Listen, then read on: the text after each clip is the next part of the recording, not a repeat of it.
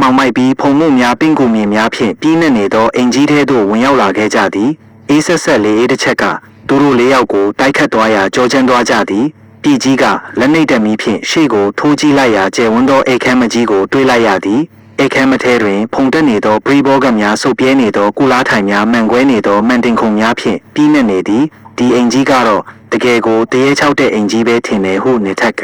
တိုးတိုးလေးရေရွတ်လိုက်သည်ကြောက်စရာကောင်းလိုက်တာကွာဟုမိုးဒီကလည်းမျက်နှာငယ်လေးဖြင့်ပြောလိုက်သည်ကောင်းကောင်းကတော့စူးစမ်းလိုစိတ်ဖြင့်ပတ်ဝန်းကျင်ကိုလှည့်ပတ်ကြည့်ရှုနေသည်ဒီအိမ်ကြီးကရှေးတုန်းကတော့ခန်းနာခဲ့မှာပဲဟုကောင်းကောင်းကမှတ်ချက်ပြုသည်သူတို့၄ယောက်လုံးအိတ်ခမ်းမထဲမှနေ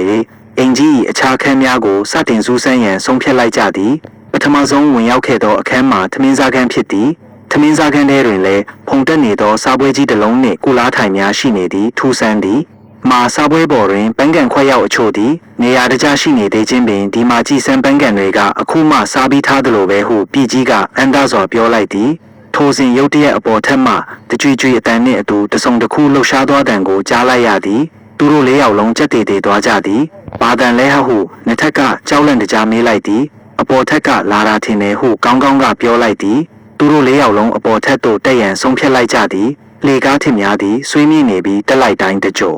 ဤကျွေအတန်များထွက်ပေါ်နေသည်အပေါ်ထက်သို့ရောက်သောအခါမောင်မိုက်နေသောစင်ကြံလန်းတစ်ခုကိုတွေးလိုက်ရသည်စင်ကြံလန်းဘေးတွင်အခန်းများစွာရှိနေသည်ဘယ်ခန်းကိုအရင်ဝင်ကြည့်မလဲဟုမိုးဒီကမေးလိုက်သည်ပြည်ကြီးကစင်ကြံလန်းတစ်လျှောက်လက်နှိပ်တက်မီဖြင့်ထိုးကြည့်လိုက်ရာအခန်းတစ်ခန်းဤတကားဝတွင်မိန်ပြပြအလင်းရောင်တစ်ခုကိုတွေးလိုက်ရသည်ထိုအလင်းရောင်သည်ဖျောင်းတိုင်မီကဲ့သို့တစ်ဖြက်ဖြက်လင်းနေသည်ဟိုခန်းထဲမှာမီးလင်းနေတယ်ဟုပြည်ကြီးကပြောလိုက်သည်သူတို့၄ယောက်လုံးထိုခန်းစီသို့ဖြည်းဖြည်းအချင်းလျှောက်လန်းသွားကြသည်အခန်းတကားဝသို့ရောက်သောအခါတကားသည်အနှဲငယ်ဟပ်နေသည်ပြည်ကြီးကတကားကိုဖြည်းဖြည်းချင်းတွန်းဖွင့်လိုက်ရာအခန်းထဲမှအေးဆက်ဆက်လေးအေးတစ်ချက်နှင့်အတူပန်းရံနဲ့တင်းတင်းလေးတစ်ခုထွက်ပေါ်လာသည်အခန်းထဲတွင်အိယာကင်းဖြူဖြူဖြင့်ကုတင်တစ်လုံးမှန်တင်ခုံတစ်လုံးနှင့်ဘီရိုတစ်လုံးကိုတွေးလိုက်ရသည်မှန်တင်ခုံပေါ်တွင်ဖျောင်းတိုင်တိုင်သည်တစ်ဖြက်ဖြက်လင်းနေသည်ဒီခန်းကတော့တခြားခန်းတွေနှင့်မတူဘူးနော်ဟုကောင်းကောင်းကပြောလိုက်သည်ထိုစဉ်ရုတ်တရက်ကုတင်ပေါ်မှဆောင်သည်အလိုလိုလှုပ်ရှားသွားပြီးဆောင်အောင်မှတစုံတစ်ခုသည်ထွက်ပေါ်လာတော့သည်